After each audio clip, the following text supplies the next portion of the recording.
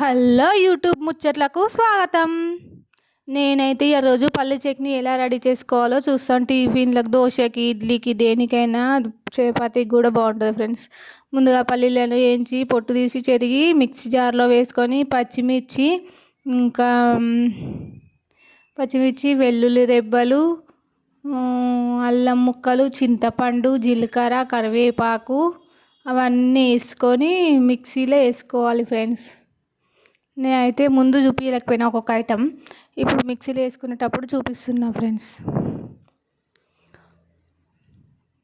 అట్లా అన్నీ మిక్సీలో వేసుకొని మిక్సీ పట్టుకోవాలి. ఇట్లా చింతపండు వేసుకోవడం వల్ల వారం రోజులైనా ఉంటుంది ఫ్రెండ్స్ ఫ్రిడ్జ్లో పెట్టుకొని. నేను ఇట్లనే చేస్తున్నా ఫ్రెండ్స్. పిల్లలతో పొద్దున అవుతలేదు, వాళ్ళు ఏమో దోశ కావాలి, ఇడ్లీ కావాలంటారు ఫ్రెండ్స్. ఇట్లా వేసుకొని మంచిగా మిక్సీ పట్టుకొని ఫ్రిడ్జ్లో పెట్టుకుంటున్నా ఫ్రెండ్స్. పొద్దున అందులోంచి తీసి ఫ్రిడ్జ్లోంచి తీసి పోపు పెట్టి పిల్లలకి చట్నీ దోశలకు వేసి ఇచ్చేస్తున్నా.